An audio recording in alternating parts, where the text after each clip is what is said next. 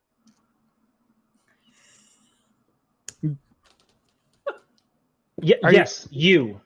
The one with the pink steak. the pink with the pink. So there's a friend. When I was researching, we had a week. I'm sorry. Why? It's okay, Tass. I step in front of Tass.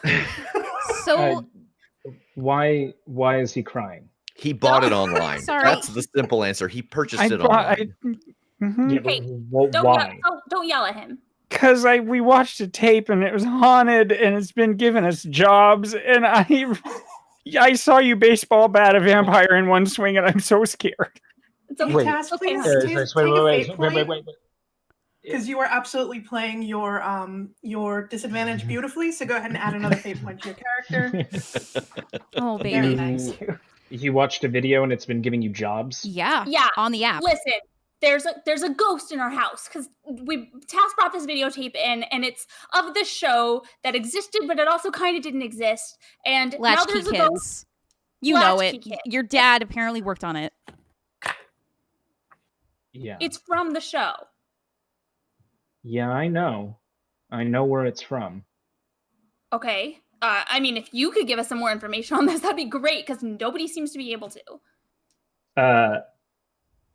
So I'm gonna open my duffel bag. Inside is like three similar sort of toy like tool type things. There's like a crossbow that looks like it's like Nerf tipped, but it looks like you could replace the tips very easily. There's a small what looks like a small like pipe bomb type device, and it sort of jangles as he picks it up. And there's one of those pink sticks. Oh, cool. Oh, shit. No, these are not cool. Oh, okay. Well, You need to give me I disagree, but And again, the size is a little bit too small for Ari to effectively use, probably. where did these come from? my house. Well, okay. So why do you carry them around with you? It's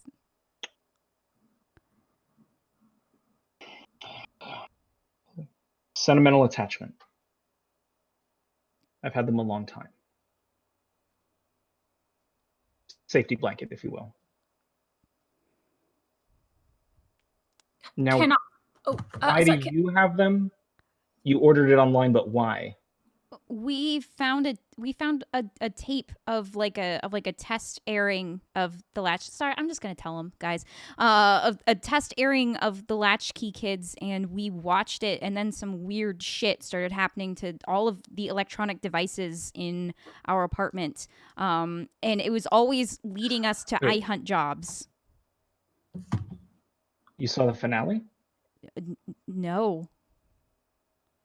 We've seen like the opening credits, and we saw like one scene of the kids like comforting each other because like their parents were dead or something, like a big bloody scene. And there was like a PSA. Ugh, yeah. Every episode. What happens in the finale? Well, that's what I mean. They kill the werewolf. Oh. This is a super weird question. Yes. Oh yeah, no, I'm gonna let Megan ask this first because this might help me out. So you said there wasn't a from in this text that I got. Is there any way for me to reply? You could just try replying. Yeah, then I think I would do that if I got just all this binary, and I reply and I say, do we help him? It takes a moment, but the chat replies with, so sorry, spelled incorrectly. So sorry. So sorry. So sorry? So spelled incorrectly. In what way? How's it spelled? It should, if the word that would make sense is sorry there, but it's SURRY instead. So sorry. So Surrey. What does that mean? In the scenes that we saw, the very brief scenes that we saw of the Latchkey Kids, what were their names? The kids?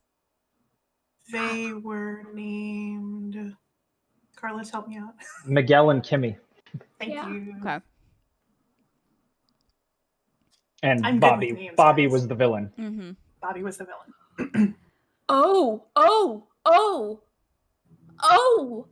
Airy. We've heard that. What? We thought it was Mary. We did. It's not. It's Airy. It was Airy. It was you. What was me? There was a voice. A child's voice, or it sounded young. Sorry, look, we had said that there's something that's been sending us on jobs, but there was more. We do a podcast, and we had recording equipment that we just set up to record, and we were able to capture this audio, and we played it back, and we could hear it sounded like a kid Calling for Airy.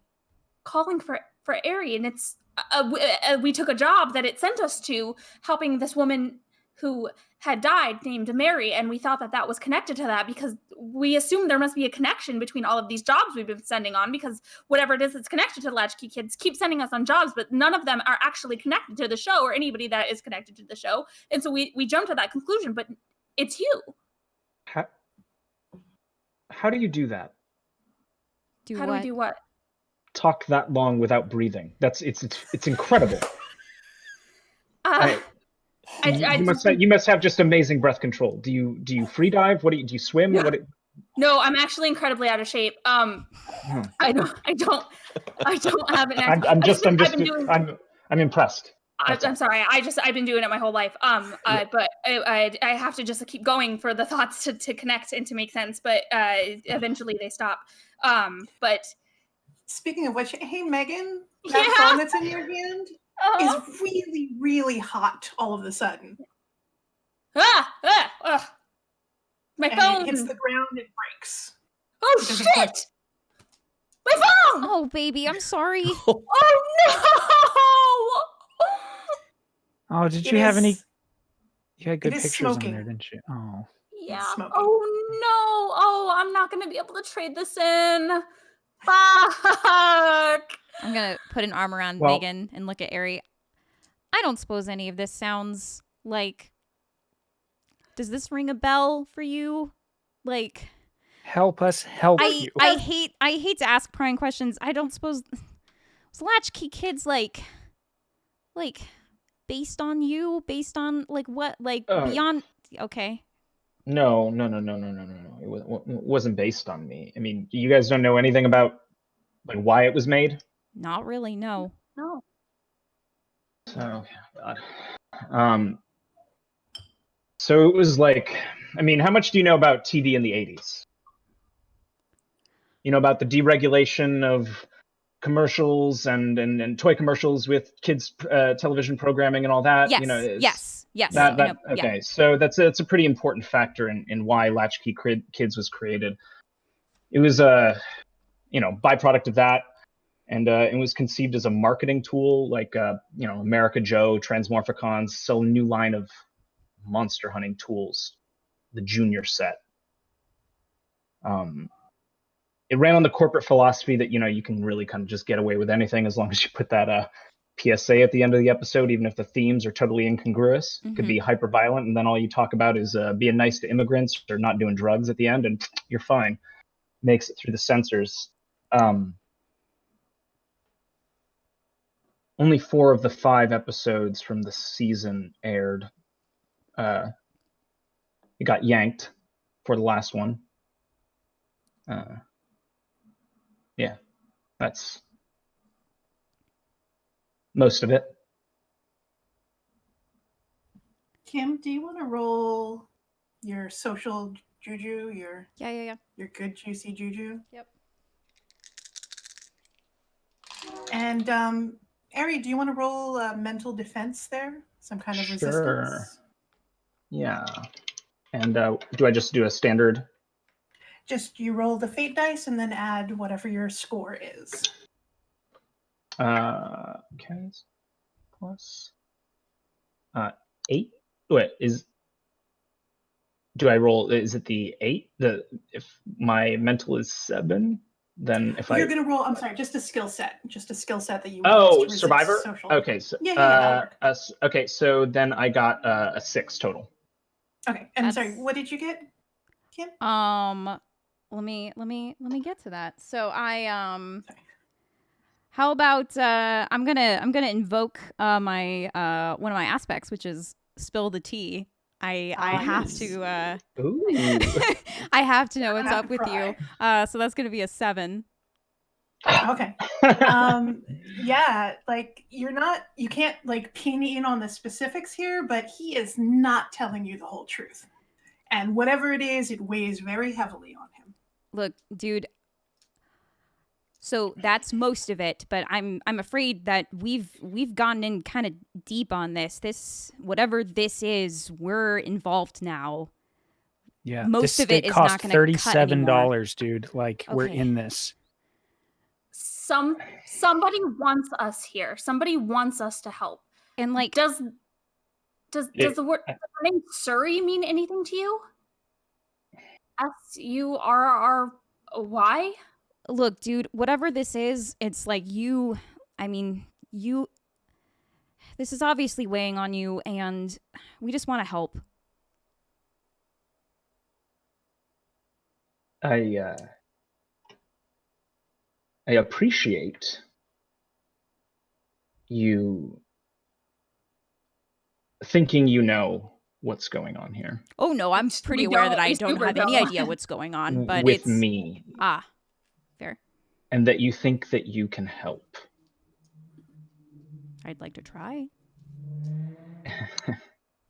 Again, I appreciate that. I think that this issue may be well beyond the bounds of what you all are able to accomplish. Dude, I just killed a kaiju 2 weeks ago. Cool. Have you gone to therapy? Yeah, every week. Fair. San Gennaro local. Yeah, dude, we're millennials. Yeah. And therapy's 10.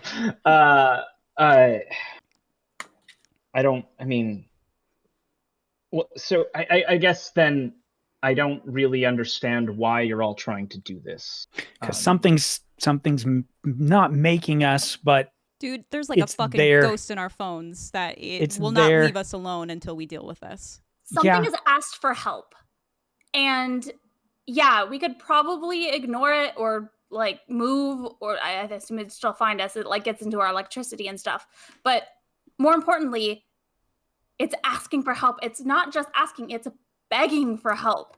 It's not just coming through our phones and sending us messages or sending us jobs.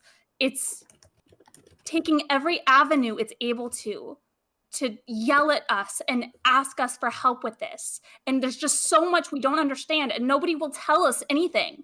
And all we want to do is try and fix it and make it a little better if we're able to. And whatever it is, it led us to you.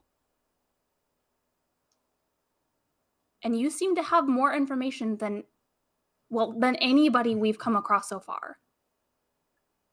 I don't think we can take a backseat on this. What?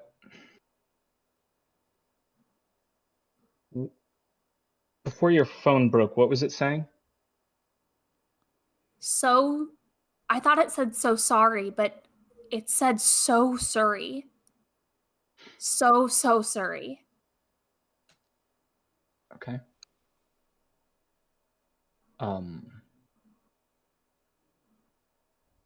I might have an idea about what's going on, but I don't really know how it's supposed to play out from here. That's about when you hear sirens pulling up into the club's parking lot. Shit. I have like 6 seats in my Subaru. Do you want to get in? We'll keep talking. Drive around. Here's my cell phone number. Okay. I'll follow you. So I'm not going to leave my car here. One of you can ride with me if you need to keep tabs on me, but I don't get into strangers' cars, especially when there's That's four. fair. I don't have a phone anymore. I hand Rev my keys. Please don't crash my car. Somewhere John just went, oh, and he doesn't even know why.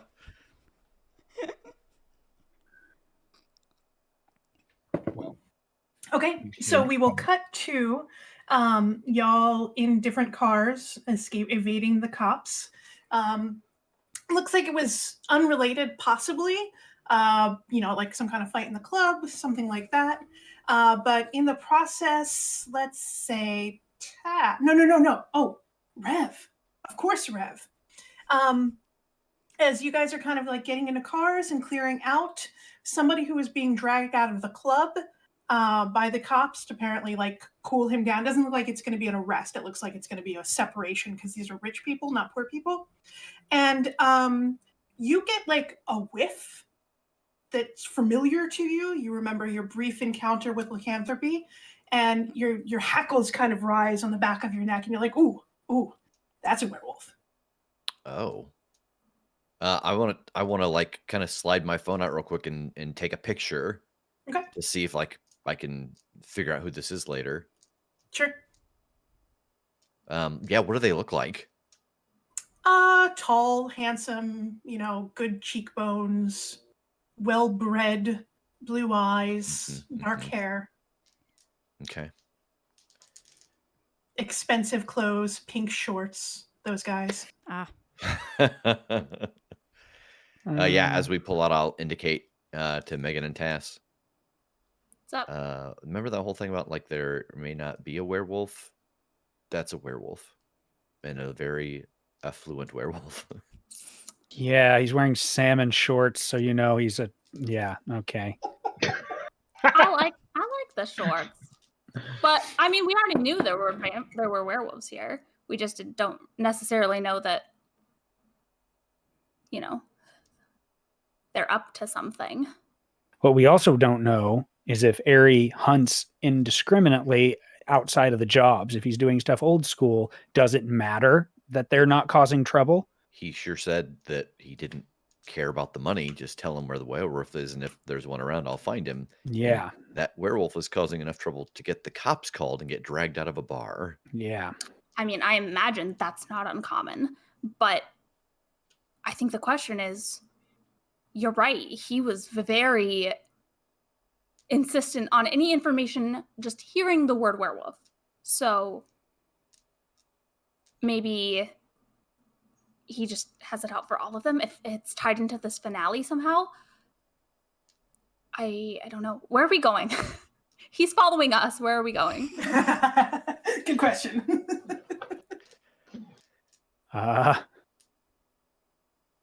Back to the coffee shop? That's not Rev, bad. is that where you're headed? Sure. Fuck, I can't believe I lost my phone. It started smoking, guys. Like, it got really, really hot, and then just like I couldn't even hold it like through the case. Whatever this is, it like got in my phone and sent me a message that just said no all the way over. And I don't know if that means like no, this information is bad, or no, we shouldn't be talking to Ari, or When did it happen? when we were talking to Ari. Like the same time that the lights exploded when we started to tell him the story? I don't remember exactly. When what was the timing on that? When we kind of like introduced ourselves and said your dad sent us. Was that what it was? Okay. It was later. It was definitely later. Oh, okay. Yeah. It was when he was talking. He was telling he was giving us information, and all of a sudden my phone was like, no. Oh, I meant the lights exploding. Like, didn't the lights explode when we started telling the story that we knew? Mm-hmm. Yeah, that was pretty quick. Yeah. Yeah. So I guess I don't know how much information we're supposed to be giving him. Well, at this point, he's got it all. Yeah. So Well, I don't think we have to. I don't mean we need to take back information. I mean, what is he? If he's gonna do something, Quick blow to the head solves the whole problem. it'll Everybody be knows fine. I mean, like, is this not? That makes me feel like maybe this isn't we're in this together thing. It makes me feel like we need to be extra cautious now because he has information that he might do something rash with and not include us in.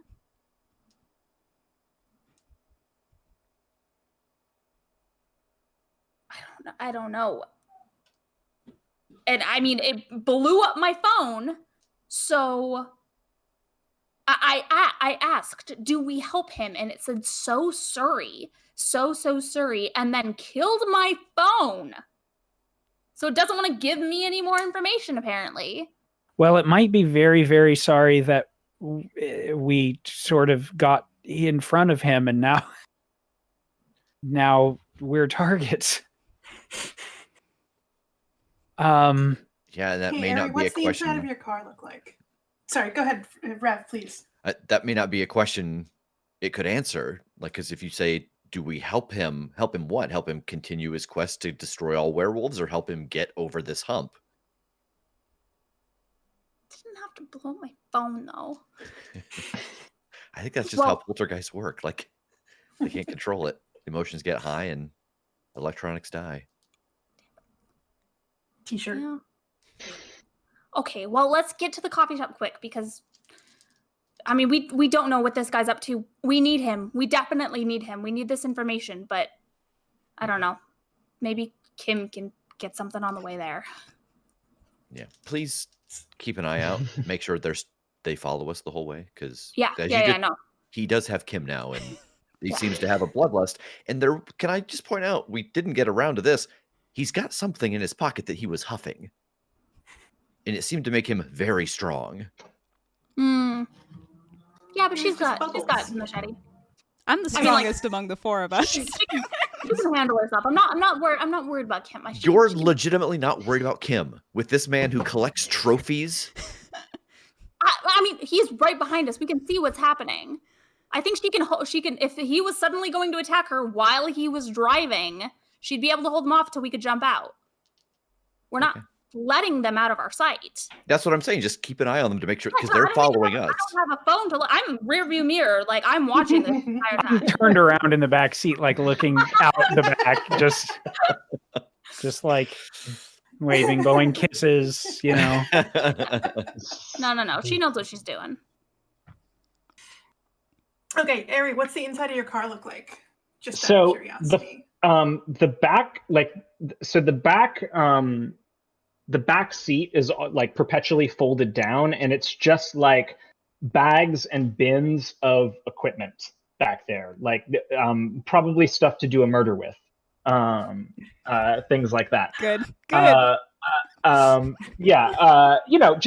it's essentially like every tool for the job that you could think of back there. Like, you see like saw blades poking out of some of the bags. You can see like a pair of handcuffs, like, like there's like anything that he might need. There's like there's a box of like old World War II era like silverware in the back. Nice. Just like all kinds of crap. But the front is like immaculate. It's spotless, except there are several energy drinks kind of like crumpled up in like the little side thing of the driver's side. And that would be,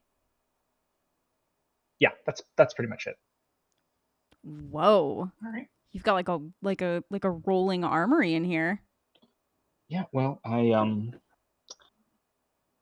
just like to have the right tool for the job. I don't like having to go back, spend a lot of time doing research. I just sort of go.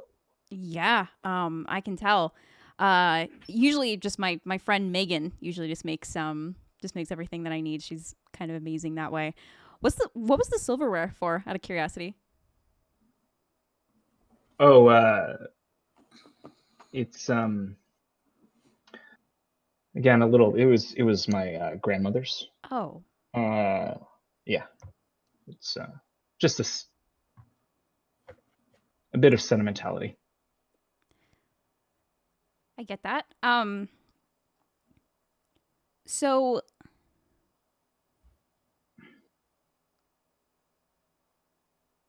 Yeah. About the latchkey kids. Ugh. Sorry, I know. Look, bud, It's wherever fine. It's fine. my It's friends just, are I heading, mean, we're gonna do a lot more talking about this. So. I know. Yeah. I mean, it's like literally anytime someone recognizes me, they Wait, end up asking so about we're it. not like the first people that's talked to you about this stuff? I mean, anybody who knows like the story of latchkey kids, like, you've never had like, I mean, like, people have hunted me down to try and ask me questions and stuff, you know, like, there, especially like after everything happened, there were journalists everywhere. They're trying to talk to my dad, trying to talk to my mom, trying to talk to the writers of the show and stuff like that. And I mean, like, why talk to you? You were just a kid. that is the question, isn't it? Oh, that's Yeah, that is my question. yeah, it's listen, I don't really know you. This is getting into some pretty some territories I'm not really. Hey, Rev, can you roll Survivor? Yes. Okay.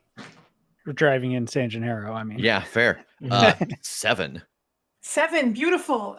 You managed to slam on the brakes in a way that does not drive Aries' car directly into your hood. As you stop because you think there is a young teenager in the street, kind of messy hair, sort of a Dayglow t-shirt, said maybe no fear on it or something like that. But as soon as the car comes to a complete stop, kid's gone. Wait, Like, I like lean out the car and like, is this your first time? Can we going somewhere? Come on. Hey, come on, be nice. My friends are from the Midwest. They're not used to this kind of traffic.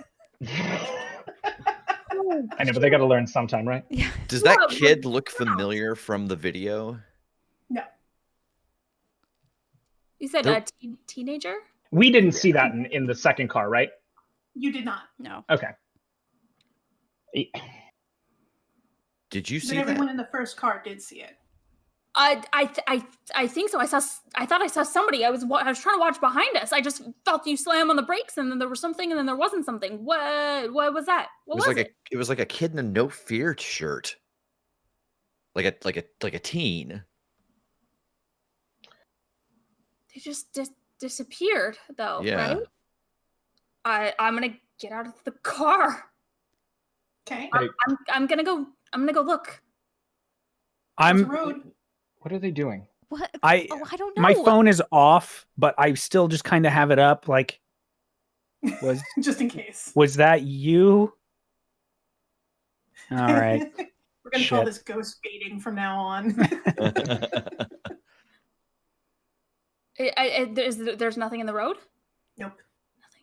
And there's nowhere, like, the area is nice and open. So if he had just run off, you would have seen him because you would have been able to follow the day glow of his t-shirt. I'm gonna walk over to the car behind us and go to Kim's window. Yep. Hey, BB, what's going on?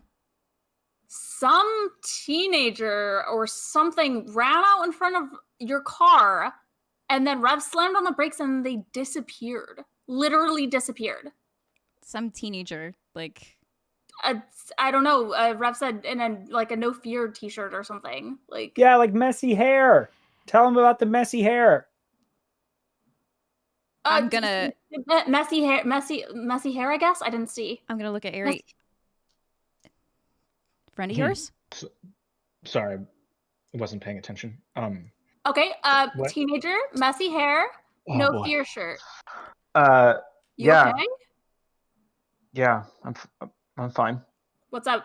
Acting. Ask him harder. What? What? He Hold look. What? Look at him. I'm gonna roll up the window. Hey, no, just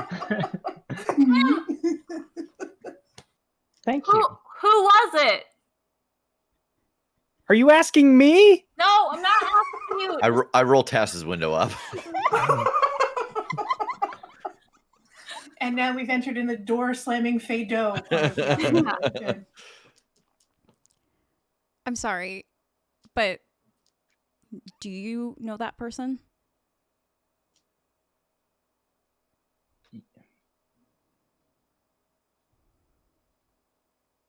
His name was Bobby. And his last words were so sorry. So sorry. So sorry.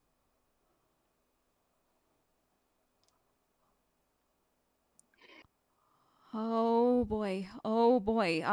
Bobby, that's from the show, isn't it? Yeah, but yeah, no. He sort of named after him. Okay. But in the show, Bobby's the werewolf. Mm-hmm. He's the bully, and well,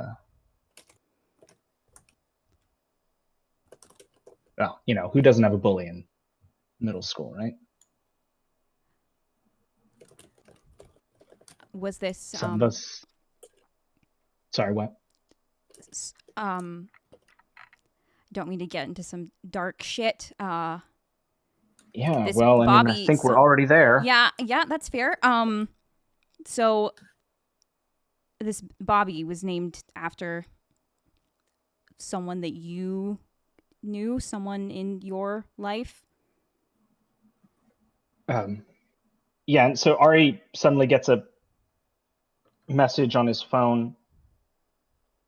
Kind of looks up. You can get out now, or you can come with me and they can follow. Okay. So I put the car into gear. Last chance. I'm going with you. All right, and so I just pull out in front of them and start driving. I'm texting Rev, follow us. I'm still outside the car, so if they start pulling away, I'm just like, whoa, what? Shit! And I jump back into the Subaru. Yeah, follow. He's taking off. I'm not trying to lose them or anything. You definitely could. It's a Subaru, but Yeah, you're not. Hey, I won't take any Subaru slander on this stream. Yeah, I love Fair, you're Subaru. right. My apologies. I love my car. Yeah. I drive a Kia, so I have no room to talk. It's fine. I have no idea what happened. He was being all shady, and then he rolled the window up on me, and now he's driving away. Yep. Let's stop him. I'm following. I think I'm I love that Rev is immediately on the wavelength of Ari here. Like he's getting this. You know? Yeah, I think I'm trying. I know he's driving, but I'm texting. I'm texting Rev because Megan's phone is broken, and I don't trust Tass to check his phone. That is the smartest thing that's been said tonight. Saying I'm okay. Follow us. I give my phone to Megan as soon as it starts vibrating. Oh, I got it. Try not to blow it up. I didn't do that. Kim says she's fine, but to follow them. I text her back, where are you going? And I said, I don't know. He got a text. He recognized that teenager. Are you okay? Who was it? I'm fine. IDK. I don't know. I think I say from the show, but not from the show. 3 question marks. Just fucking follow us, and I'll tell you later. Okay. And I'll tell the guys. Ari recognized whoever that kid was, but Kim will tell us later, I guess. Do you say the part about from the show, but not from the show? Yeah. Is the Latchkey Kids based off of Ari's life? Highly likely. Yeah, from the show, but not from the show. Characterizations, something. Yeah. Something about it that connects to whoever that was that appeared in front of the car, that connects us to him, to whatever else is going on. And a thought is occurring to me while I'm saying this. I don't know that I can do this just in the car, but like, I want to really take a moment while we're going to look at this stake again and see if I have any idea from the research I've done about what the hell I know that I've gotten the idea that these are real runes and things, but do I have any idea of what it means or like if it does anything? Throw some bones. Okay. I even have some that are bone colored. Hey, nice. We're gonna do it. Yeah. 8. Just 8. Hey, nice. So first of all, this is extremely cursed. Good.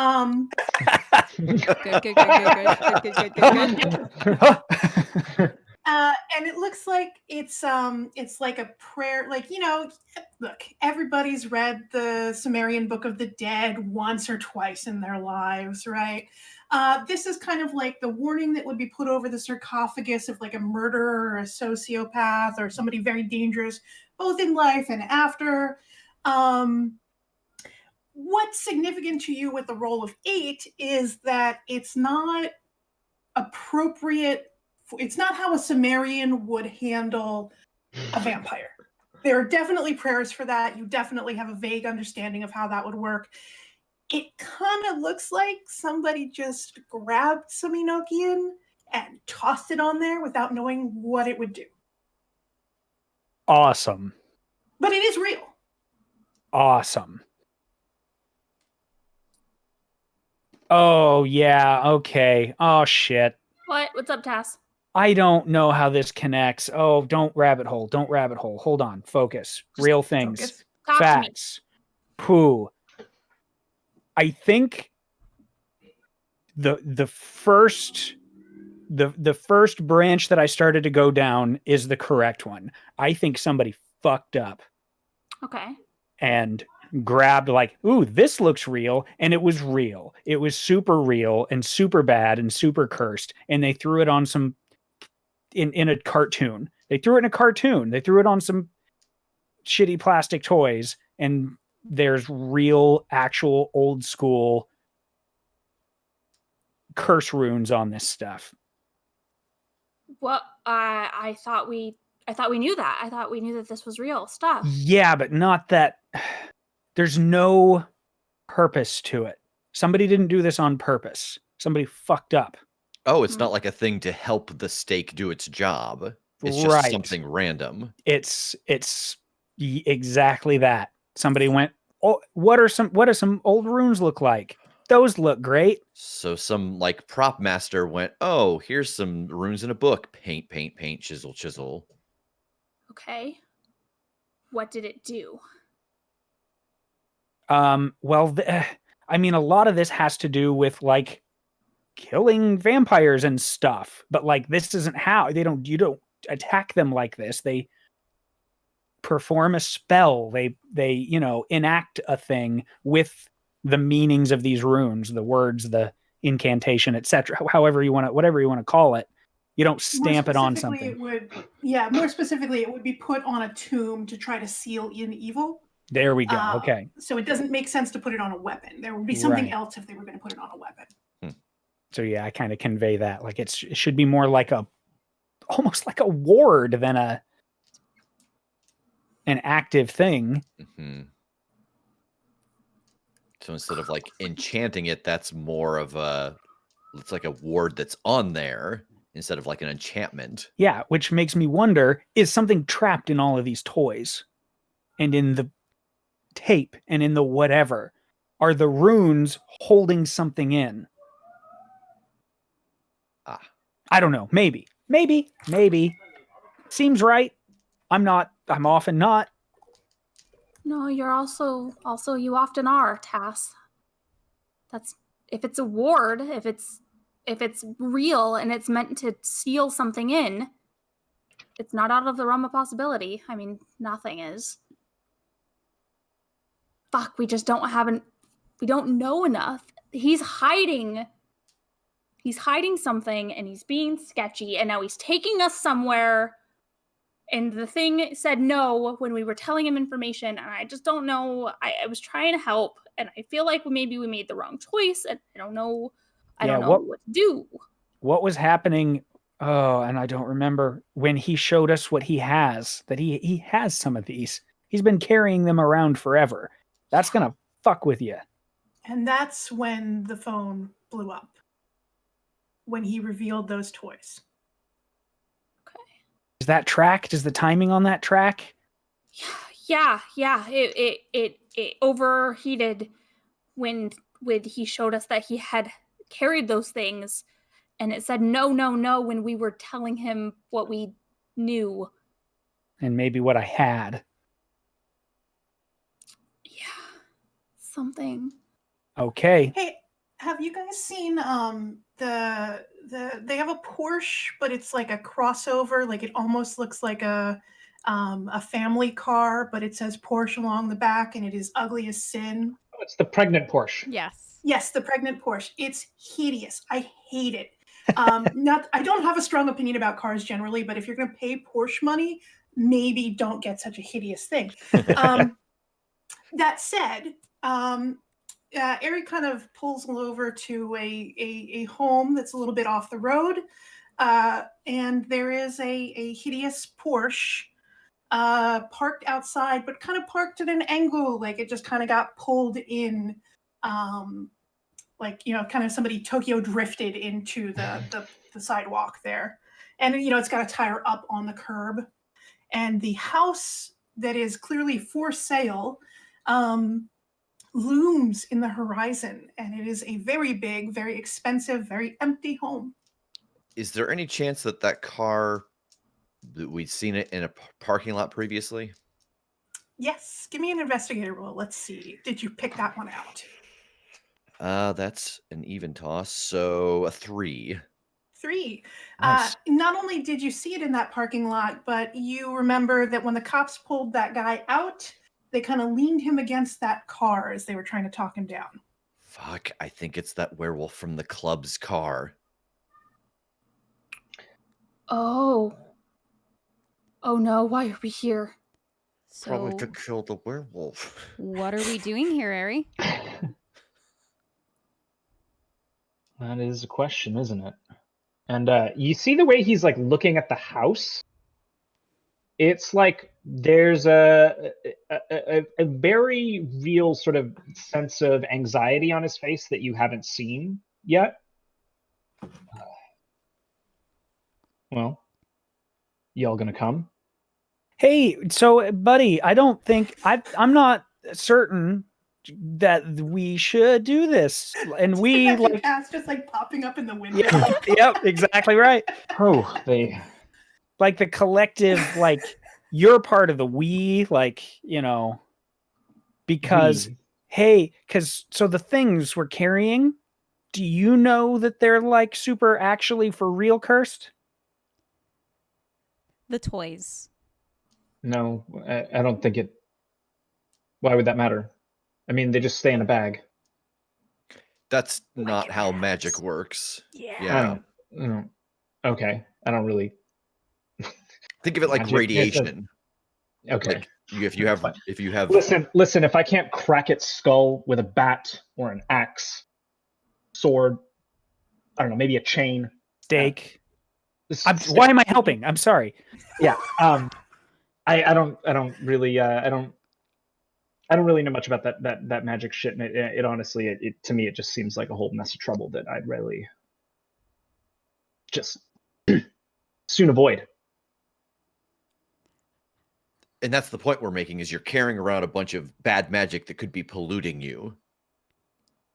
And I don't think you realize it. Like you're carrying around a little piece of plutonium and saying, I shouldn't mess with radiation. So then what are you proposing?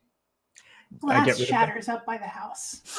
Son of a bitch. And he just like pushes the door open with like I would imagine Tass is right there, just like pushing you aside. And he goes around to the back, pops the trunk, and he pulls out a long length of very shiny chain.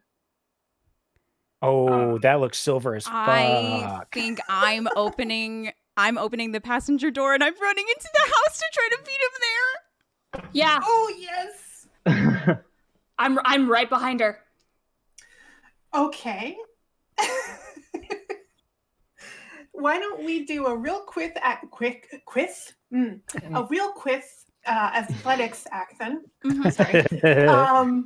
And I just kind of want to see who gets the nicest chunk of successes there to see who gets there first. Yep. Since we're running for doors, let's do it. Ari, you are welcome to take part in this role if you want to try to overtake her, or if you're just going to let her go. Oh, I think I'm just gonna watch them like run towards it and then just finish gathering my shit and then calmly walk into the house. All right. I love that. So just we don't need to worry about the roll. Okay. Then. If he's not going to chase you, you're good to go. Yeah. Did all 4 of them bolt for the house? Am I like alone now, or is it? No, I did not. Just the girls. I didn't either. I think I run after Kim, but I'm like I run after her. I'm just like Kim, and I'm like going towards as we're going towards the house. Something's up. Something's wrong. Something is wrong. I don't know what it is, but that kid in the street was Bobby, and he was I think maybe someone who bullied Ari, and then he was named after a character in the show, and the character was the villain, and when he died, he said so sorry. But he was real. I guess so, yeah. You guys get to the front door of the house in time to see another beer bottle kind of fly out of a broken window and shatter on the pavement. And you hear from, like, kind of muffled from inside, "Yeah, fuck you cops too! Fuck everybody!"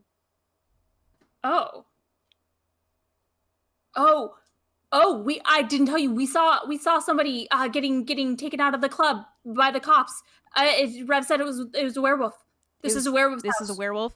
We can't let Ari kill this guy. We can't. I know, but Kim, I think we fucked up. I don't know if we should have included him as much as we did. I think that he knows something that he won't tell us, and I think that whatever it is that we've been trying to help is not happy about all of this. Hey, Megan, what's your drama? My drama Yeah. is... Let me pull up. I think it's Midwest. Midwest. Yeah, Midwest nice. Okay. Why don't you take an additional fate point, because clearly your Midwestern nice is why you told Ari way too much information. So let's give you a backwards reward for that good role playing. Thank you. You're welcome. Ope. Let me just give you too much information there. And then there's some sounds like crashing from inside of the house. What do we do, Megan? Do we? I think we have to go in. I think we have to figure out who this is. Okay, I go in. Okay. This is about when Ari is finished up packing and is strolling on in. Mm-hmm. So one of the things that the rest of you notice is what he's done is he's wrapped the chain around himself, almost like a little bit of armor, but so that, I mean, clearly in a situation where you can't get grabbed by this werewolf, because there's silver all over his body. Fuck, that's good. Cool. Yeah, it is. So yeah, ladies, you step into the house. The door has been broken open. Like one of those like kick the doorknob kind of things. Like this is maybe not the first time this person has broken into a house. It's an abandoned mansion, basically. The front room, the vestibule or whatever the fancy word is empty, but it is very creaky. And, we'll keep Ari on the screen, but if you guys want to look at the Jamboard level 5, you guys will see that there's a bit of a map of a house here. And the floor creaks immediately as you step inside. And as my computer beach balls. And the whole place is super dusty.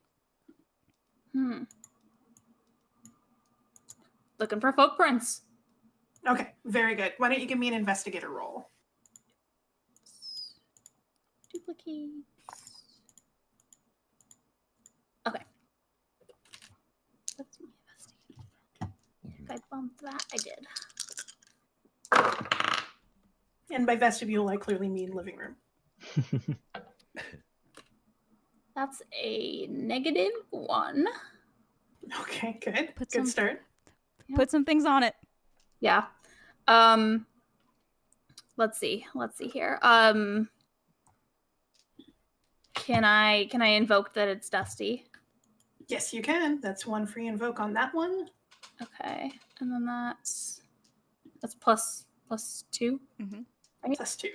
So that's puts me at a +1. Yes. And then let's see, what else could I use here?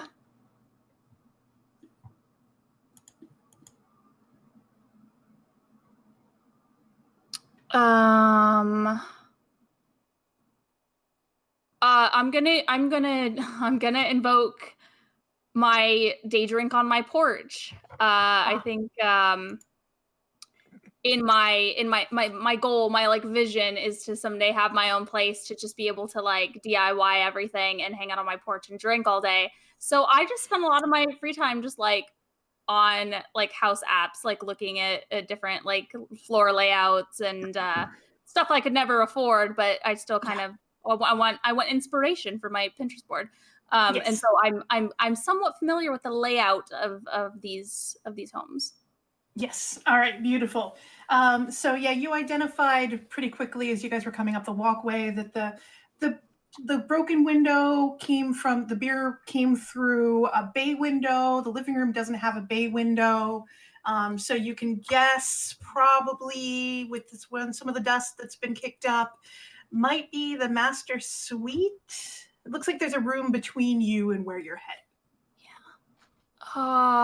Yeah, I think we have to go this way. It came out one of the bay windows, one of those like really cute windows that I will definitely want to turn into like a little library reading nook eventually. Yeah, but it's like, a perfect spot for a nook. yeah, I think we're gonna have to go up this way. Okay, I'll follow Megan. Okay. Are you stealthing in or are you just walking in? No, I'm just walking. Yeah. Okay. Sounds good to me. So you guys pass through like a dining room area and like, you know that feeling when somebody walks on your grave? Everybody knows that feeling, Yeah. right? Yeah. There's just like a quick like chill that like runs straight through you as you step into the living room or into the dining room. But as you're kind of like trying to process that, you hear a shout from the other room, like, this is my place. Nobody tells me what to do in this town. And you think you can hear urinating Gross. in the other room? It's a very distinctive sound. Oh, that's a weird feeling in here. Right? Yeah, a little bit. Yeah. We gotta get this guy out of here. We do. What are we gonna do, Megan? We have to stop. We have to stop Ari, and he's kind of scary. Hello? Huh? From the other Hi. room. Hey. What's going on? And I want to walk towards the sounds. Okay. Yeah, there's a big guy in salmon shorts, kind of, standing in the kitchen it looks like a master bedroom suite, right off the dining room, and he kind of turns and looks, and he's been marking territory. Gross. Hey man, what's your name? What? What's your name? Ooh, where did you girls come from? Are you here to party? Depends. No. Who are you? No. I like step on Kim's foot a little bit. Ow. Depends on who you are and if you're worth partying with. Who are you? Man, who am I? I own this town, man. I'm Frankie Wilmington, and we own this place. Like we Frankie. own every place around here. You know what I mean? Uh-huh. I am so fucking sick of these cops. You know, ACAB, they are totally trashing my right to talk to people in a bar. You know what I mean? So sick of it. It's like totally like that. You know what I mean? My life matters too. Okay. Oh, gross. Yeah. Yikes. I think Kim and I are just both standing there, just like, oh boy. Never mind, kill him. I mean, He does zip back up because he's in the presence of ladies. Oh, good. oh good. What a gentleman. What a mensch. I'm excited about the length of time it took to get to that. Yeah. And I'm also comfortable saying, gentlemen, you have arrived in the master living room there. I think I look at Kim. I was like, why is it always these douchebags? Like, no, I don't know. Just be someone nice. Why can't we Can just I be a nice, can I just a nice can I hear them werewolf? in the other room? Oh yeah. So I'm gonna kind of look towards the door, kind of bite my lip a little bit. You two notice him sort of stealing himself in that moment, and then he just barrels through that door Okay. into the dining room. Okay. All right. He rushes into the dining room. Fellas, are you following Ari into the dining room? Yeah. Yeah. All right. As soon as you step into the dining room, a decided chill shoots up your spine, like somebody injected ice water right up there. And and Ari kind of, I assume, moves quickly through the living room, actually kind of vaulting over an abandoned table like he knew exactly where it would be. And your knight in silver-plated armor, something like that, kind of pushes between the two of you, ladies, as he pushes into the master bedroom. The guy in the salmon shorts kind of stiffens up, like. And I beeline for him, and with a chain wrapped fist, I just snarl at him. I say, "Get the fuck out of my house!" And I deck him in the face. All right, give me an attack roll.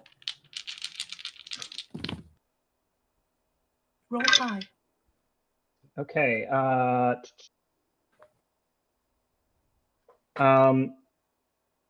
Okay. Now remind me again. So I roll the fate dice, and I have a 2. Yep. And then you have your fighter score. Fighter score is 3, so 5, and then I roll the dice and add that. Yes. 7. 7. Damn. Okay. Yeah. Very, very Nice. good. So he's tough. He's a werewolf. Well, werewolves have 2 settings: on and dead. Mm-hmm. And you nail him, ace him right in the cheek. He kind of swivels with it, and then as he turns back, he's 8 feet tall and covered in hair. His eyes are glowing yellow. That smell from earlier has absolutely filled the room. And it's real scary. Anybody else going to intervene before his action? What do you mean it's your house? Right to the matter. I don't answer. Oh boy. Hey, remember that thing that we said that we were going to do and didn't get to before we found him? Fuck. I think I tried to tackle Ari. I'm very excited to see how that's going to go. Yep. Okay, so give me, let's say athletics, because you're not actually trying to cause him harm. And Ari, you are more than welcome to defend. And remember, that is your fate dice, whatever they add up to, plus fighter. Okay.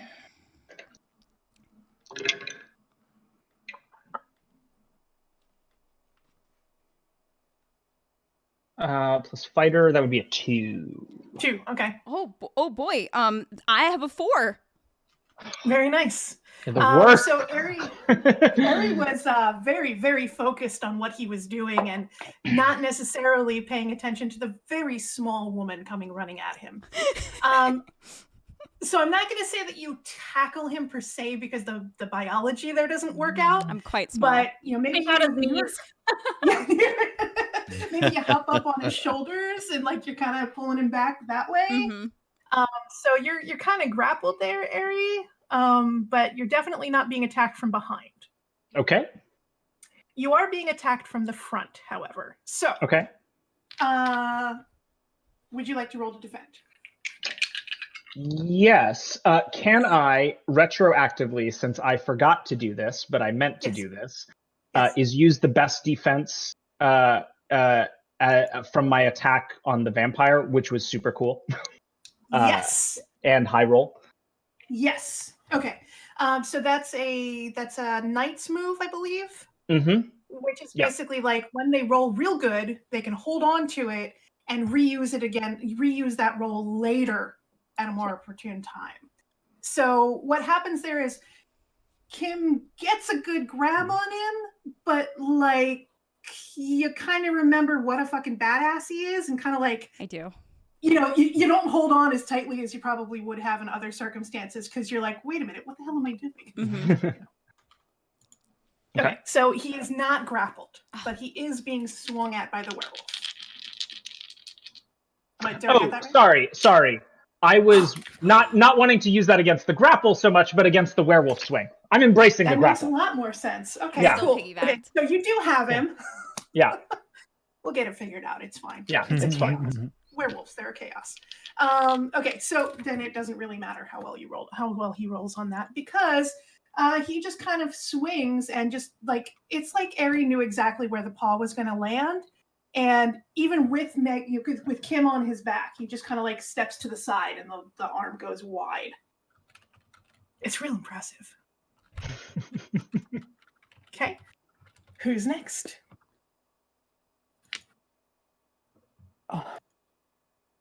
Tass, what do Like, you got? I mean, it's not exactly an action. I think I'm math memeing right now of like all of these little pieces and what he's just said and what he's trying to do. And we have a werewolf that's a dick, but just because they're a dick doesn't mean that I should murder it. Like, there's just a lot of little pieces here, and I'm trying to see what I can do to focus and be like, what is the best course here? Is it let him kill the werewolf? Is it one of us kill the werewolf? Is it get the werewolf out? Like, I don't know exactly what I'm asking, but it's the gist of like, what is the most sensible course to keep everybody safe? Because I'm in the weeds. Hey, Tass. Yeah. Don't you guys have a wish? We do. Oh boy, we do have a wish, but You I do. am the last person that should invoke that. And maybe that's why you want to make the wish, Fuck because you could me. become the person who should make the call. Oh no. Oh, yes. Y'all, what do I do? Because that's my is I don't even know where to start with that. What? Roll occultist. Okay.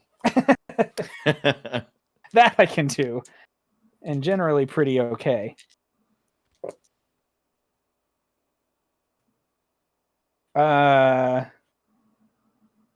Jesus Christ. I'm gonna spend a point to re-roll those Okay. 4 negatives that would have put my +4 at a 0. Yeah. Yep. And using a fate point to re-roll a particularly bad roll is always welcome. I don't recommend it mechanically until you're at like -3, -4. Yeah. Oh, thank you, God. Okay, so that is a 6. That is a 6. So it's kind of one of those, like, the numbers are flying around your head. And I'm not saying you have to do this or anything, but your brain does kind of immediately settle on, like, well, what I'm really good at is following rabbit trails backwards. Huh. What if I could follow those rabbit trails forwards? That I would take love some that. powerful magic. Okay. So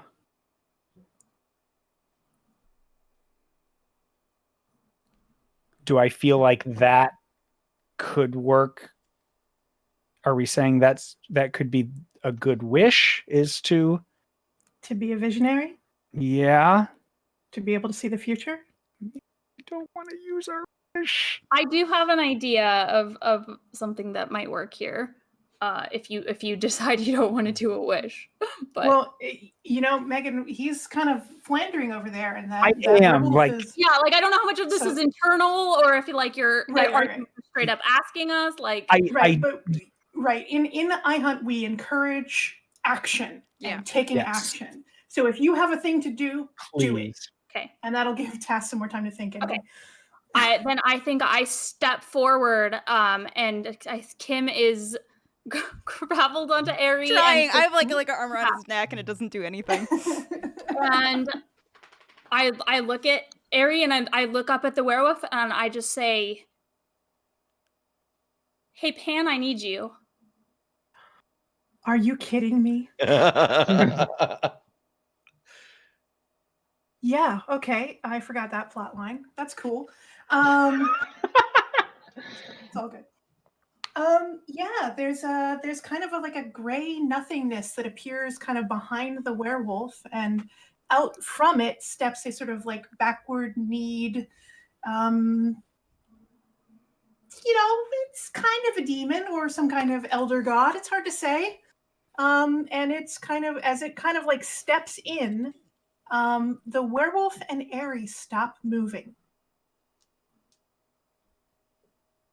Hi, friend. How's it going? It's good. How are you? A little stressed, to be honest. I can smell that. Yeah, sorry. I'm very warm right now, and it's just okay, so this is a werewolf, and this guy's Yes. trying to kill it, and we need that to Yes. not happen. I need. Would you like me to eat it? Oh, Probably not. I wouldn't love to watch that happen. Honestly, I think I need him to not be here. Somewhere. I mean, Would you like me to take him somewhere else?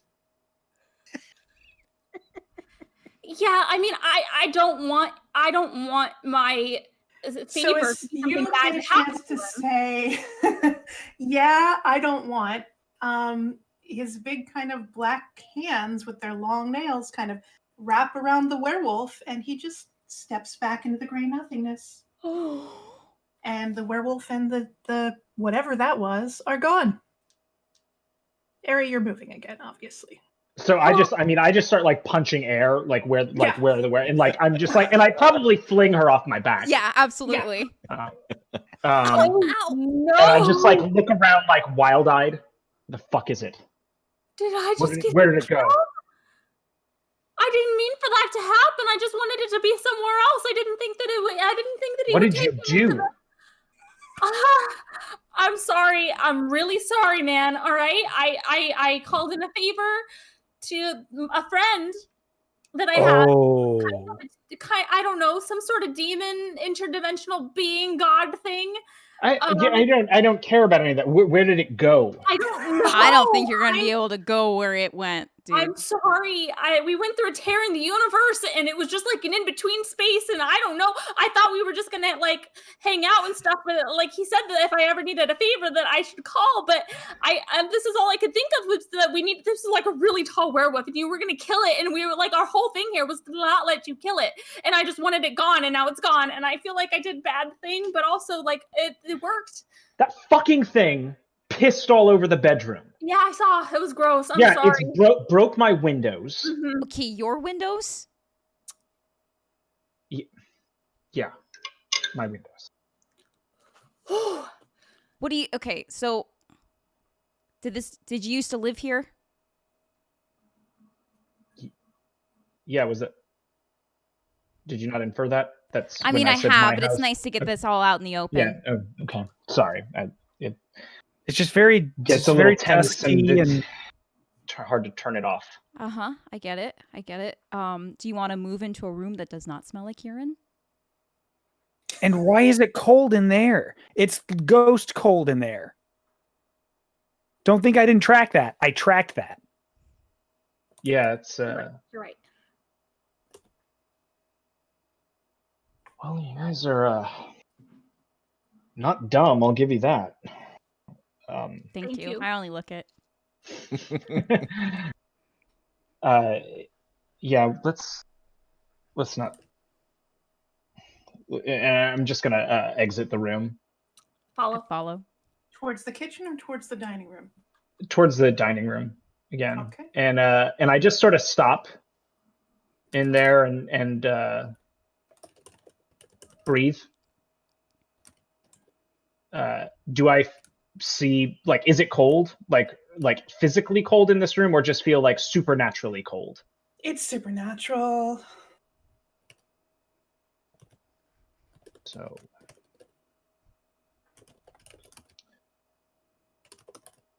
why are we here? You're the one who got that notification on your phone. What did it say? Yeah, but you all have been driving this. We ended up here because of a job you took.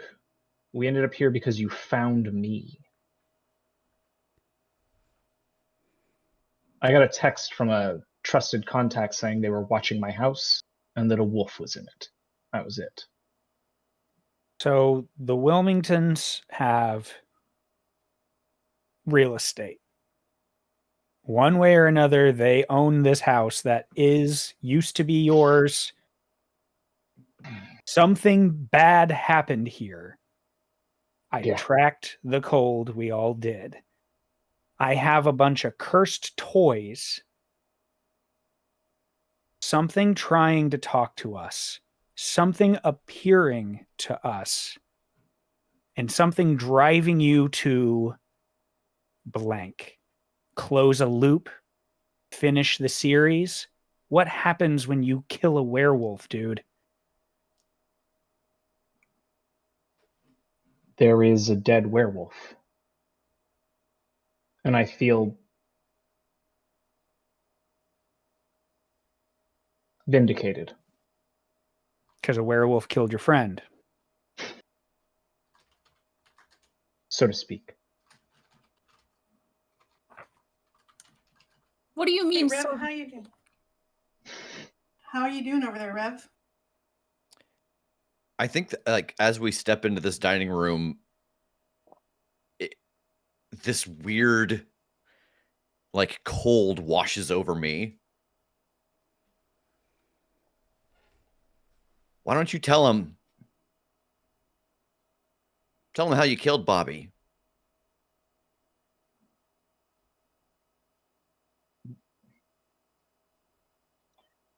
I am.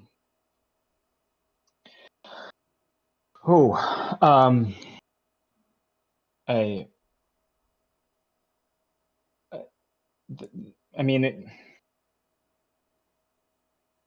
it started with a bear trap that silverware that you found. Uh-huh. You saw it. I kind of rigged that together with some duct tape and stuff like that to snap shut, because, you know, silver werewolves, and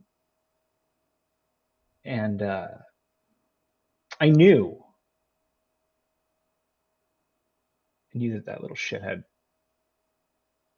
was one of them. How'd you know? I just did.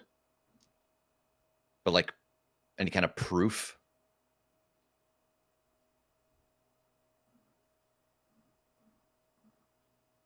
I was 9. And hard evidence isn't really something that you have the wherewithal to go after. It was just something I knew in my gut. And when it was done, I went with them again, because if he didn't change when I hit him with all that silver, then surely that thing was inside him.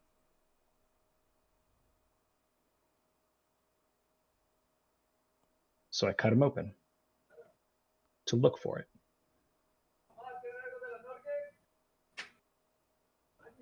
They found me a few hours later, walking down the 115, covered in blood, not mine. It was funny. The papers around the time, they when they were describing the death, it was very, very sensationalist. They complimented the ingenuity of how carefully the body was splayed open. So I didn't really I didn't really have to deal with it up front because, rich, powerful parents and all that. Immunity from consequences.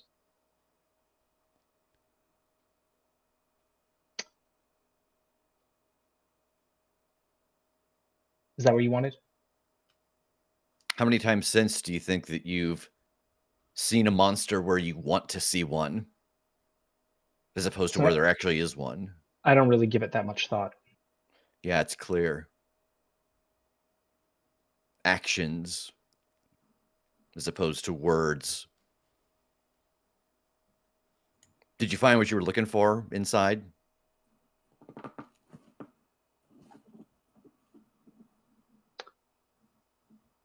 Found something. A love for it, maybe? I wouldn't say a love. I don't really relish this,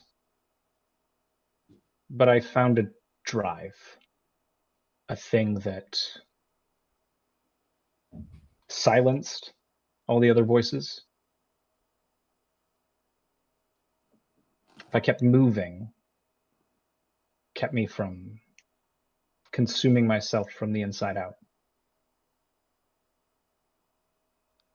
Would you do it again if you could go back, now that you know that what you were looking for wasn't there? We don't get do-overs, so it's pointless to consider. No. Thinking about the consequences of your actions and adjusting your fucking life from them is not irrelevant. And I think that as those words come out, like light bulbs in the room start to glow and then pop. He's here, isn't it? He's the one in your phone. That's why you're here. Yeah, pretty sure. Hey, Bobby! Go fuck yourself.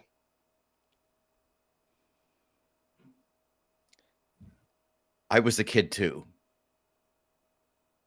Like, we were both just kids, man. You don't know what you put me through. I don't.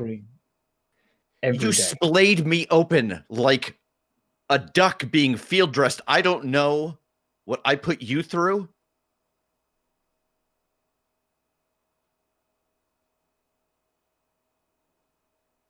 I never got a chance.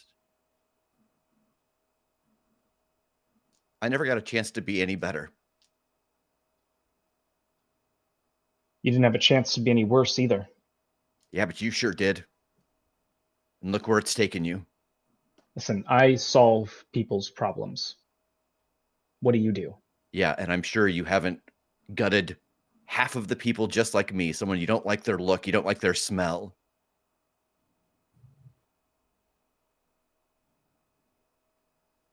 Just collateral damage, right?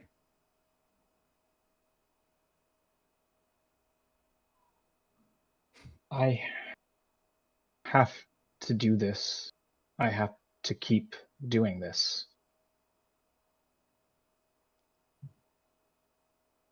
I'm sorry. Okay. Hmm. So, the spirit is definitely inside your old buddy. Mm-hmm. And it wants something. Ghosts can kind of repeatedly say the same things over and over again in a loop.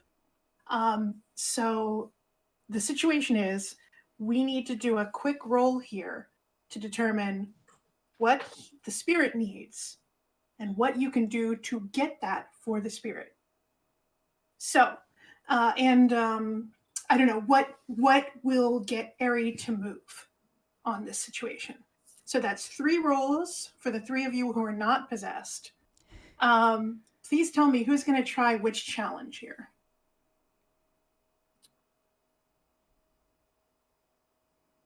I think figuring out what he needs is where my mind would be, because that's the closest thing to rabbit hole thought.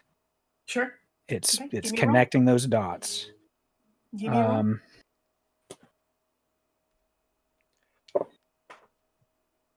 Okay, I can work with that. I think that's with, it's a 3. So I'm at a 3. Okay. Do you want to bump that up any higher? I do. I think I'm going to invoke my selfie, Cursed So Good. Cursed So Good. Because All this right, whole very thing has been just the prevalent thought through everything we've been through here. Yeah. And hell, I'm going to even add to that rabbit hole researcher. Like, this Beautiful. is laser focus. It's all of that we've had, and I am just going down the widest, most obvious tunnel of each thing. Okay. I will get back to you with an answer on that once we settle the other 2 rolls. Okay. Who's doing what else? I'll take the how to make it happen. Okay. So go ahead and give me a roll. And again, we're going to build off of everybody's answers here, but I just kind of want to see how it goes in general. Okay. And then I'll. So is that a like? Could be social. Socialist. I almost said social. Yeah, socialite. I think with I think social worker. Yes, that's gonna be a 6. That's gonna be a 6. Okay. Do you want to push that any higher, or are you happy where that is? I do. I think I'm gonna push that. And I think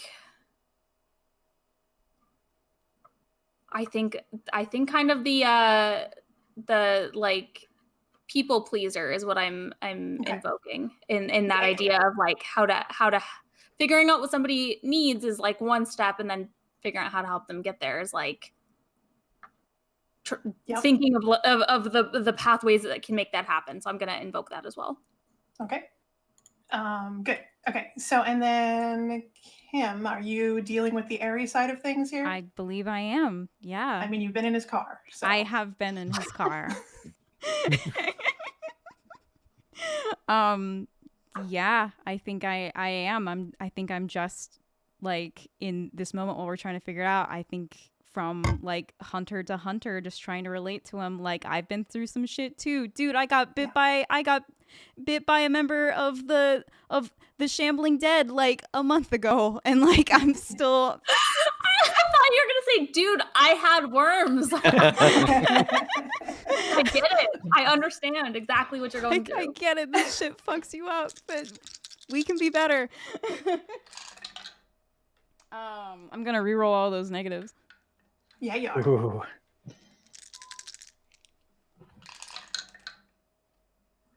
That's better. And so yeah, to the point, I'm going to invoke this bites and and I think I'm going to invoke spill the tea again. Okay. And so that's going to bring it up to 8. 8. Okay, so you had 8. Megan, what did you have? I think I ended up with 8. Okay, and Tass, where were you? 7. 7. Okay, these are fantastic rolls. These are very, very good. So you all can take a +2 bonus towards if we need any other rolls tonight, you can add a +2 because y'all succeeded with style. Great. So Tass, when I kind of cut Rev off there, he was in the middle of saying, "I'm sorry." And he might have followed it up with something biting. It's hard to say because things kind of went wild from there. But there's something that rang true in the phrase. There's something about grief in this spirit. There is something, and that is what they said in the phone over and over again. I'm sorry, I'm sorry, I'm sorry. And it's even what he apparently said on his, as he died. So there is there's something that the spirit needs to say that it hasn't brought itself to say. That's what you feel like is kind of building up. And it's not just rage. Okay, so that's you. And what that's ultimately going to mean is you guys are going to have to do a couple of basically like social attacks on either the spirit or on Aerie, okay? To kind of like get them to the point where they're able to say the things that they haven't said, right? Okay. And yeah, I mean, like that's kind of the thing that the three of you can kind of put together really quickly while they're having this really poignant, powerful moment between the two of them. You're kind of like putting the pieces together and it's kind of very obvious what needs to happen. The two of them need to say something that they haven't said. So, who's going to kind of talk to who? And then we'll do some rolls to see if we can get that to go. I think I'm talking to Bobby. Okay. All right, go ahead and give me a roll and give me a gist of what you're saying to Bobby. That is very good. Yeah. That is a 6 with social worker, I think is what this has to be. Mm-hmm. Bobby, what you went through is indescribable, and I'm not going to pretend that I can ever understand. And whatever he has to do or say or deal with for you to find a middle ground, I don't know what that is. But it's got to start with you. Because you've told us that you're sorry. We've heard it. We've seen it.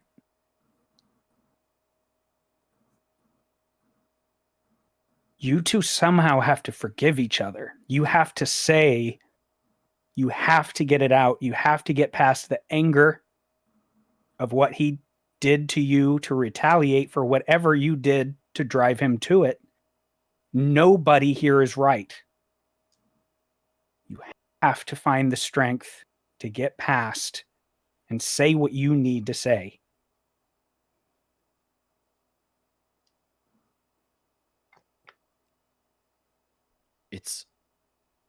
It's difficult. I can't explain. It's like I can't feel more than one emotion at a time. And so the conversation starts heated and all I feel is anger, but I've said it to you. You're right. Aerie, I'm sorry for everything I did to you. And not just for what I did to you, but for where it's put you. Okay. Before we follow that up, Kim or Megan, are you going to say anything to try to push Aerie the rest of the way over here? Yeah. Aerie. So give me a roll. Look, yeah. Yeah, we'll follow up with a great role playing after the roll.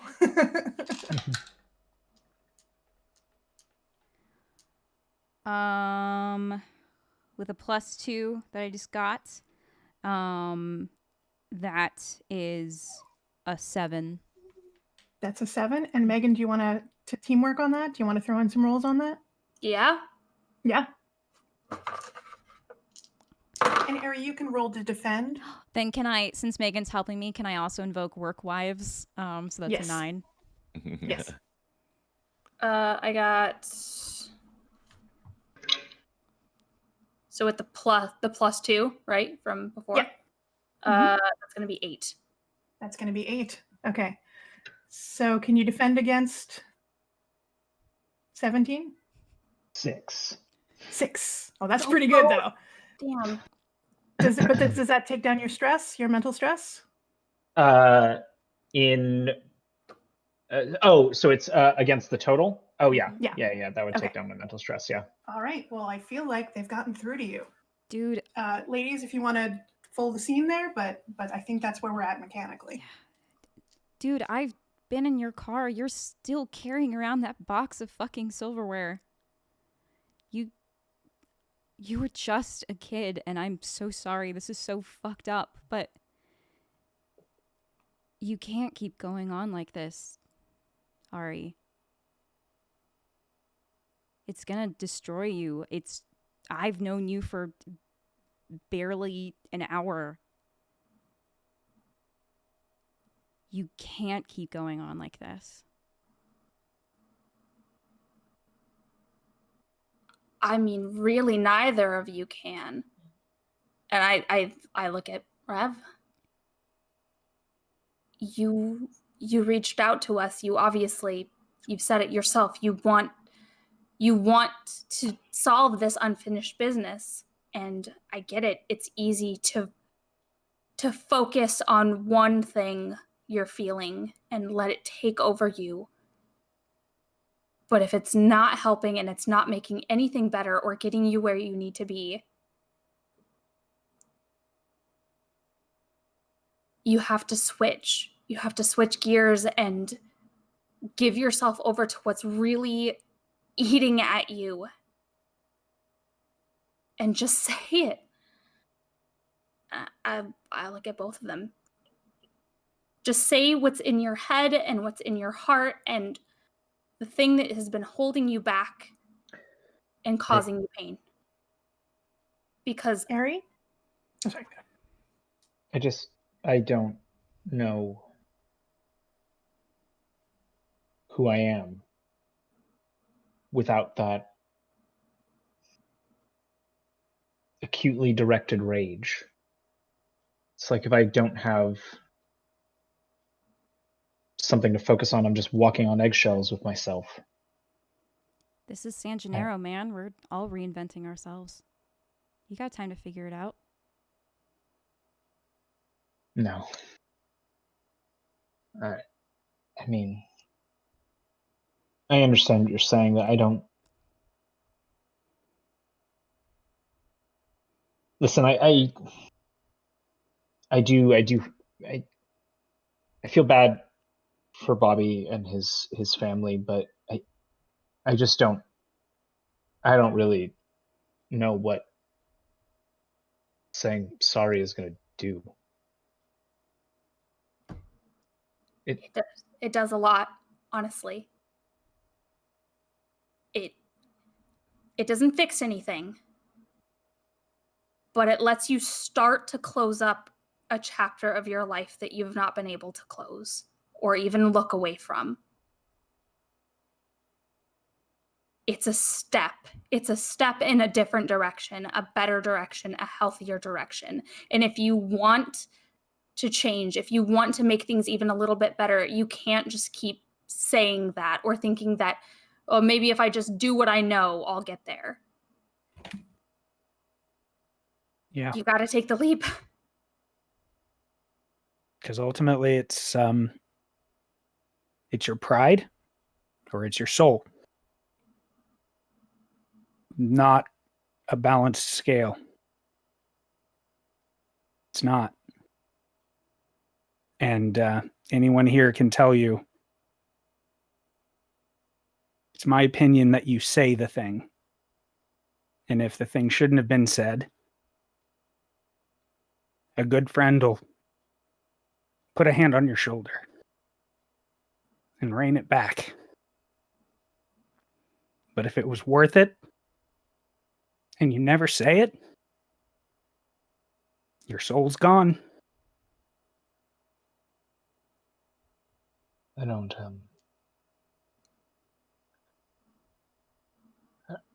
really think I have much to worry about in that department, but your point is salient.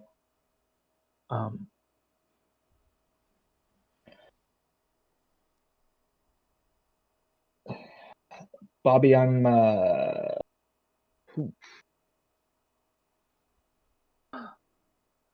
sorry for overreacting. It's not perfect, but then again, in this world, what is? Yeah. There is a beautiful golden light that kind of shines out through Rev's eyes, and then that light kind of carries out and dissipates. The room is cold no longer. And Tass, that plastic toy, suddenly it feels like it weighs like plastic. It was heavier, like there was a weight on it. And that weight is gone. Whew. I'll run over to Rev. Are you okay? Yeah. Do you know what just happened? Yeah. I could feel it. Like, I know it's hard to hear, Ari, but I've never felt regret like that.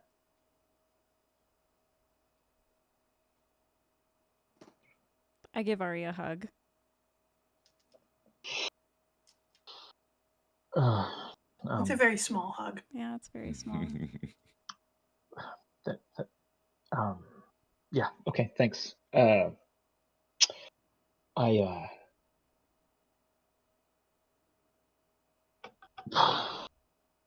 should go. Us Hey, too. Ari, actually, we we do this thing where we get together and we talk about monsters.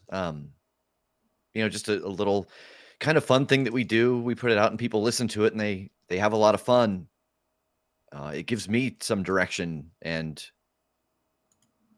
gives you a place to put some of that knowledge. If you ever want to just chat and give people pointers on how to deal with things, might be a way to let off some steam. And with that, with the sort of verbal gesture of a hand out to a stranger, we will end the season. Hey. And we just made 10 grand. So Dynamite! Whoa, you were so Actually, I think you good. lost the 10 grand. Yeah, I think Pan has it now. Yeah. Technically, I think our job was to get to the werewolf first, and I did that. So, But did you take a picture? No. Oh. shit. Her phone's Take a broke. picture of the fun my part. phone. Oh. Well, that was fun. You guys are Awesome. wonderful. Amazing. Yeah. Well, any final thoughts, Philomena? Guys, iHunt's pretty good, but you guys nailed it. So I could not have asked for a better group. And thank you so much, Carlos, for bringing in your A team. Yes. Yeah, dude. Holy Wow. Yeah. Carlos, would you mind, could you take a second and let everyone know who you are and where they can find you? Yeah.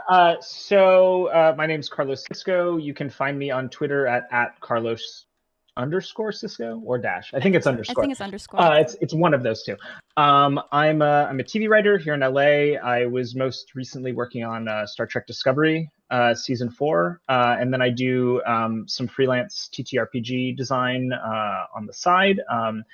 I befriended Mina and Liv through that sort of realm intersecting with this one, and then they came at me with a really fun idea about this 80s zine, and we collaborated on it. And Ari is one of the pieces. The Ari and the Latchkey Kids are a couple of the pieces of that pie that I threw in there. But yeah, it's awesome. Amazing. Excellent. Well, Kim, do you want to hit the drawing? Oh. Let's find out who wins our copy of iHunt, as well as a buttload of swag from iHunt. All right, you guys ready? Yeah. Here we go. And the winner is Sahir21 Seth. Congratulations. All right. So Seth, we He's will playing good be in touch to get that address so we can send you your prizes. Yeah. So everyone, thank you again so much for joining us for our first installment in the Omniverse Chronicles. Monday, we will take a completely strong left turn as we head into teenage superheroes with masks. So join us next week at 8 p.m. Where we will begin our first episode of Masks. Do not think, even for a moment, this is the last time that you have heard from Philomena. Thank you again so much for joining us. Kim, do we have anything to announce? Just real quick, you all have been so generous and so enthusiastic this stream, so I just want to give some shout outs to thank you for the follow, just another guy named Harry. Thank you for the subscriptions, Jax, Seth, Tass, thank you, and Amtrak. Thank you for the gift subs, Sabai, I Am a T-Rex, Carrie, just another blue Phoebe, Chaotic Blade, Amtrak again. So many of you gave gift subs upon gift subs, and Bits. Thank you, I Am a T-Rex, Amtrak, Connor, Jax, and Carrie. We are, the Crit Show is turning 3 years old, and we're having a cosplay contest. And so you can submit your cosplays now through May 21st, and you can do that by emailing us at thecastthecritshowpodcast.com.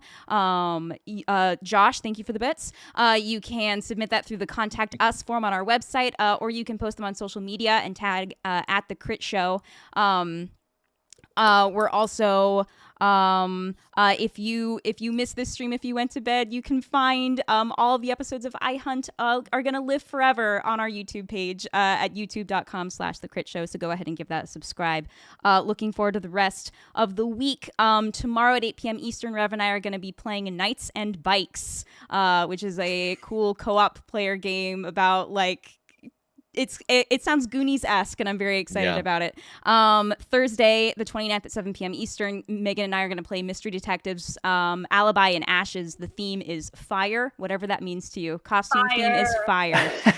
Don't burn a house down, but whatever fire means to you. And then Monday, May 3rd at 8 p.m. Eastern, just like Rev said, it's the Omniverse Chronicles Masks, Episode 1, with Rev, Tass, Megan, myself, and guest GM Landon Corbin.